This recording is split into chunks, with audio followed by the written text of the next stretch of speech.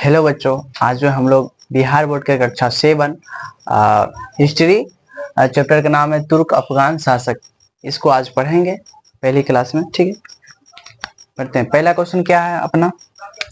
पहला क्वेश्चन हो जाएगा, गंगा यमुना का दोआब किसे कहते हैं? गंगा यमुना का दोआब किसे कहते हैं? गंगा और यमुना का नदियों के बीच की भूमि को गंगा यमुना का दोआब कहते हैं। यानी कि जब दो नदियां, यानी कि दोआब किसे कहते हैं? दोआब पहले समझ लीजिए। दोआब पहले समझ लीजिए कि दोआब क्या होता है। दोआब दो क्या लिखें? दो आब।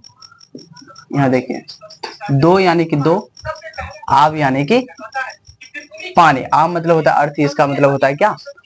पानी। यानी कि दो पानी, यानी कि नदी में क्या रहता है? पानी रहता है। यानी कि दो नदियों, जैसे कि एक नदी यहाँ से गया, ठीक है ना, एक नदी यहाँ से गया है, ठीक, एक नदी इस बगल से गया, ठीक है। यानी कि दो नदियों, अब इसके जो बीच में भूमि होगा, इसके बीच में जो भी भूमि रहेगा, यानी कि दो नदियों के बीच की भूमि, यानी कि ये हो गया दोआब। क्या हो गया? दोआब। यानी कि मान लीजिए गंगा नदी है, ठीक है ना, गंगा नदी है या क्या है? यमुना नदी। यानी कि इसी को, इसके बीच के भूमि को क्या कहेंगे? गंगा यमुना का दोआब। तो गंगा यमुना का दोआब क्या हो जाएगा? तो गंगा यमुना का दोआब किसे कहते हैं? गंगा और यमुना नदियों के बीच की जो भूमि होगा, दो नदियों के बीच, यानी कि दो नदी है उसके बीच के जो भूमि होगा, उसको कहते हैं क्या? गंगा यमुना का दोआब कहते हैं। चलिए अगला है, बर्नी ने सुल्तान की आलोचना क्यों की थी? सुल्तान, सुल्तान यानी कि सम्राट, राजा होता है, ठीक है ना। कहाँ का? तुर्क अफगान का। तुर्क अफगान का राजा था, ठीक है ना। कौन? सुल्तान, ठीक है ना। बर्नी ने सुल्तान की आलोचना इसलिए की थी क्योंकि वह निम्न वर्ग के लोगों को भी उच्च पदों पर आसीन करने लगे थे। यानी कि वहां के जो सुल्तान थे, वहां के निम्न वर्ग यानी कि नीच जाति के जो भी व्यक्ति था नीच जाति को, उसको भी ऊंचे ऊंचे पदों पर जो है आसीन, यानी कि जो उसका अधिकार दे रहे थे, ऊंचे पदों पर बैठा रहे थे, ठीक है। उसी के विरोध में एक व्यक्ति था जिसका नाम था बर्नी। उसी के विरोध किया था कि निम्न वर्ग के लोगों को ऊंचे पदों पर, यानी कि नीच जाति के जो लोग हैं उसको ऊंचे पदों पर नहीं दिया जाए, ठीक है ना। इसका जो है आलोचना कौन किया था? बर्नी। इसलिए क्यों किया था? क्योंकि सुल्तान जो थे निम्न वर्ग के लोगों को भी ऊंचे पदों पर आलोचना की, आसीन किए थे। निम्न वर्ग के लोगों उच्च पदों पर रहकर अपने कर्तव्य का निर्वाह नहीं कर सकता। ऐसा किसका कहना था? ऐसा जो है बर्नी का कहना था कि जो भी नीच जाति के लोग हैं, उस जो है ऊंचे पदों पर रह करके अपने कर्तव्य का, यानी कि अपने जो भी काम होता है उसका निर्वाह अच्छे तरीके से नहीं कर पाएंगे। इसलिए जो है सुल्तान का विरोध में, यानी कि आप सुल्तान को कह रहे थे कि आप जो है निम्न वर्ग के जितने भी लोग हैं उसको जो है ऊंचे पदों पर नहीं बैठाइए। इसका जो विरोध कौन किया था? बर्नी ने किया था, ठीक है। अगला क्वेश्चन देखिए, अमीर के रूप में किस वर्ग के लोग शामिल होते हैं? वर्ग यानी कि जाति। वर्ग का मतलब क्या हो? यहाँ जाति। अमीर का पहले के जमाने क्या होता था? अमीर के लोग जो है ना, पहले के जमाने अमीर जो है किस जाति के लोग को पहले अमीर कहा जाता था। यानी कि अमीर के रूप में सूबेदार हो गया, सेनापति हो गया और प्रशासक नियुक्त किए लोगों को इन्हें ही अमीर कहा गया। यानी कि इस सूबेदार, सेनापति और प्रशासक नियुक्त किए हुए लोगों को ही अमीर कहा गया है। पहले के जमाने में ये कहा गया था। लो बच्चों, अब चलिए नेक्स्ट क्वेश्चन। आप लोग सोच रहे हैं सर जी पहले से क्या है, घसा उसा क्या हुआ था? अभी ये लिख लिए थे, अब वीडियो स्टार्ट किए ही नहीं और उसको समझा दिए पूरा, उतना भी गया। इसलिए जो पहले से समझाया हुआ था, अभी क्या पहले समझाए हुए थे, ठीक है ना। तो फिर से इसे क्या मिटाएंगे आप, फिर से दूसरा लिखेंगे, इसे भी जो समझा दे, ठीक है। चलिए, क्या है? टंका क्या था? टंका क्या था? उस समय का एक मन आज के कितने वजन के बराबर था? यानी कि टंका क्या होता है, ठीक है ना। टंका क्या होता है और उस समय का एक मन जो है आज के कितने वजन, यानी कि कितने केजी के बराबर होते हैं। यानी कि उस समय का जो है एक टंका आज के चांदी के 1 रुपये के बराबर थे, यानी कि होते हैं। यानी कि उस समय का जो है एक टंका आज के चांदी के 1 रुपये के थे, चांदी के 1 रुपये के बराबर होते हैं, चांदी के 1 रुपये के बराबर होते हैं। और उस समय का एक टंका 48 जीतल के बराबर होता था। यानी कि उस समय का एक टंका 48 जीतल के बराबर होता था। उस समय का एक मन आज के 15 किलोग्राम के बराबर है। यानी कि उस समय का जो है ना, राजा के समय का, उस समय सम्राट के समय का, ये जो पढ़ रहे हैं उस समय का, जो उस समय का जो 1 मन होगा, उस समय का 1 मन आज के बस 15 kg के बराबर है। कितने? बस 15 kg का। लेकिन अभी क्या है, अभी क्या है, अभी का जो है 1 मन कितने kg के बराबर है? अभी का 1 मन, अभी का 1 मन जो है 40 kg के बराबर है। कितने? अभी जो है वर्तमान में मॉडर्न युग में 1 मन 40 किलो के बराबर है। लेकिन उस समय का 1 मन अभी के क्या 15 किलोग्राम के बराबर है। ठीक है, नेक्स्ट क्वेश्चन, क्वेश्चन नंबर 5 देखेंगे। दिल्ली से दौलताबाद, दिल्ली से दौलताबाद, दौलताबाद क्या होता है? दौलताबाद क्या होता है? दौलताबाद तो जगह है, क्या है? जगह है, स्थान का नाम है। जाने में लोगों को किन किन क्षेत्रों से होकर गुजरना पड़ा था?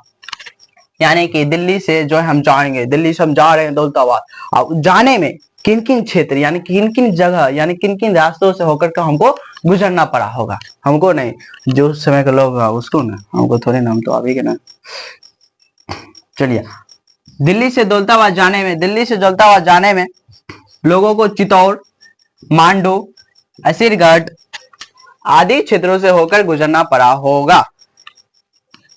रास्ते में उन्हें चंबल नदी पार करने में विशेष कठिनाई का सामना करना पड़ा होगा। यानी कि दिल्ली समझा रहे, मान लो कि ये दिल्ली है, ठीक है, मानो कि क्या दिल्ली, दिल्ली है, यहां मान लेते दौलताबाद है, क्या है? दौलताबाद है, ठीक है ना। अब हम सीधा बना देते हैं, इसे रास्ता होगा, इसे है नहीं समझने के लिए, ठीक है। अब दिल्ली है, हम रास्ता बना दिए, अब हम दौलताबाद जा रहे हैं, ठीक है ना। अब उस समय के एरोप्लेन आ रहे हैं नहीं, जो उड़ के जाएंगे, पैदल जाना पड़ता होगा, नहीं तो घोड़ा होगा, उस पर घुड़ सवारी करके जाना पड़ता होगा, ठीक है ना। उसके रास्ते में, दिल्ली से हम दौलताबाद जा रहे हैं, उसके रास्ते में क्या क्या आएगा? चित्तौड़, चित्तौड़ क्या होता है? मांडू क्या होता है? असीरगढ़ क्या होता है? क्या होता है? ये तो जगह का नाम, चक्का है हमारी, ये सब पूछोगे चक्का क्या होता है? चक्का नाम है जगह का। उसी प्रकार जो चित्तौड़ क्या है? चित्तौड़ नाम है जगह का। मांडू क्या है? नाम है जगह का। असीरगढ़ क्या है? नाम है जगह का। यानी कि दिल्ली से दौलताबाद बीच में कहीं होगा, ठीक है ना। दिल्ली से दौलताबाद जाने में चित्तौड़, मांडू, असीरगढ़, ठीक है, चित्तौड़, मांडू, असीरगढ़, ये सब चीजें नहीं, ये सब रास्ते आते होंगे, इससे होकर गुजरना पड़ा होगा उस समय के लोगों को। और रास्ते में उन्हें एक चंबल नदी भी आता है। क्या? दिल्ली से दौलताबाद जाने में एक रास्ते में क्या आता है? चंबल नदी। चंबल नदी, आप बोलोगे सर जी चंबल क्या होता है? गंडक क्या होता है? नदी है ना। उसी प्रकार चंबल एक नदी है, ठीक है ना। चंबल एक नदी है। दिल्ली से हम दौलताबाद जाएंगे, उसके रास्ते में मिलेगा चंबल नदी। और चंबल नदी को पार करने में उन लोगों को एकदम विशेष कठिनाई, विशेष यानी कि बहुत ज्यादा कठिनाई का सामना करना पड़ा होगा। उस समय, अभी के दौर में क्या है? नदी है, उस पर पुल बना देते थे एकदम। अभी गाड़ी से जाओ, पैदल जाओ, ठीक है ना, जैसे भी जाओ, नदी की कोई जरूरत नहीं है। उसमें क्या है? नदी है तो पुल वुल कुछ नहीं था। नदी से होकर हमको नाव से होकर जाना पड़ता था, ठीक है। तो कठिनाई तो होगी, कठिनाई तो होगी नदी पार करने में उस समय के लोगों को। नहीं, कठिनाई होगी कि नहीं होगी? होगी, अवश्य होगी। नदी है, इस पर पार करना होगा, तब हम जाएंगे दौलताबाद। रास्ते में एगो चंबल आएगा, इसमें रास्ते में चंबल आएगा, नदी है, इसको पार करेंगे तो कठिनाई होगी, ठीक है ना। समझ गए? नहीं समझे? समझ गए होंगे। एक बार फिर से, दिल्ली से दौलताबाद जाने में क्या क्या होता होगा? जगह का नाम लेंगे हम, चित्तौड़, मांडू, असीरगढ़, और भी बहुत सारे ऐसे जगह हैं, सभी जगह का नाम नहीं लिखे हैं, इतना लिखेंगे, बहुत सारे जगह आते हैं, ठीक है ना। ये सब जगह है जो दिल्ली से दौलताबाद जाने में आता है। उसके बाद एक नदी है चित्तौड़, क्या है? नदी है, चंबल नदी न है, हाँ एक नदी है, क्या? चंबल नदी है, जो यहाँ से यहाँ जाने में पड़ता है बीच में, और पड़ता है बीच में, और यहाँ से वहां हम जाते हैं।